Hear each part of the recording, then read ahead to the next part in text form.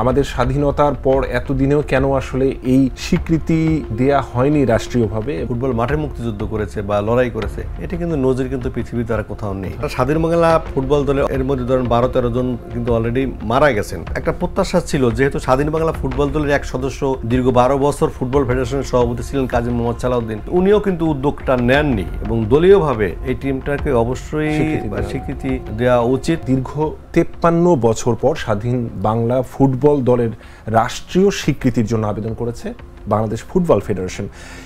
এই দলের অনেকে কিন্তু ব্যক্তিগতভাবে বিভিন্ন পুরস্কার পেয়েছেন, বিভিন্ন অর্জন তাদের আছে, কিন্তু দলীয়ভাবে যে আসলে স্বীকৃতি এটি তারা পায়নি।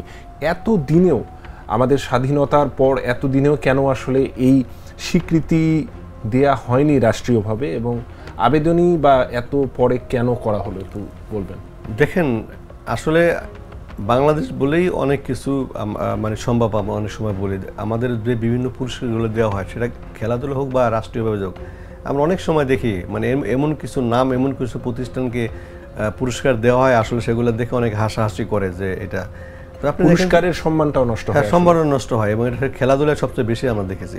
এবং সেখানে আপনি দেখেন যে মুক্তিযুদ্ধের জন্য, একটা দেশের মুক্তির যুদ্ধের জন্য ফুটবলাররা তার জনমত গঠন বলেন, তারা ফুটবল মাঠে মুক্তিযুদ্ধ করেছে বা লড়াই করেছে, এটা কিন্তু নজির কিন্তু পৃথিবীতে আর কোথাও নেই, একমাত্র এটা।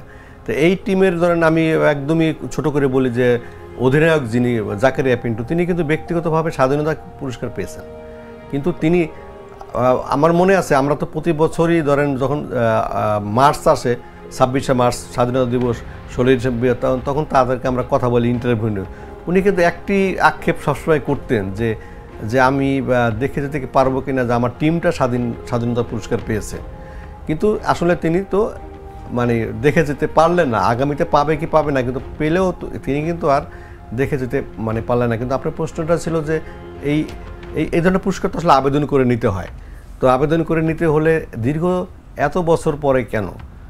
তার মানুষের এই যারা স্বাধীন বাংলা ফুটবল দলের এর মধ্যে ধরেন 12-13 জন কিন্তু অলরেডি মারা গেছেন, বাকি যারা আছেন তাদের একটা প্রত্যাশা ছিল, যেহেতু স্বাধীন বাংলা ফুটবল দলের এক সদস্য দীর্ঘ 12 বছর ফুটবল ফেডারেশনের সভাপতি ছিলেন কাজী মোহাম্মদ সালাউদ্দিন, তাদেরও একটা আশা ছিল যে হয়তো উনি নিজে উদ্যোগী হয়ে গভর্নমেন্ট, এবং তার সাথে ধরেন বিগত গভর্নমেন্টের তার সাথে একটা মানে ভালো রিলেশন ছিল, সেই হিসাবে উনিও কিন্তু উদ্যোগটা নেননি।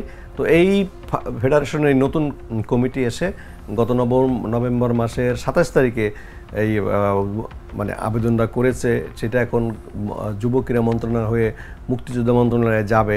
সব কিছু মিলিয়ে তা আমরা হয়তো প্রত্যাশা করব যে এই টিমের মানে ব্যক্তিগতভাবে পুরস্কার পেল, এবং দলীয়ভাবে এই টিমটাকে অবশ্যই স্বীকৃতি দেওয়া উচিত।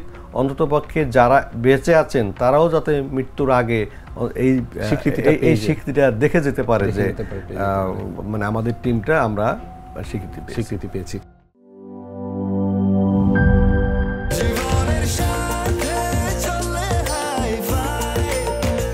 স্বাস্থ্যকর অল টাইম ফ্যামিলি কেক, সব সময় অল টাইম হেলদি লাইফ।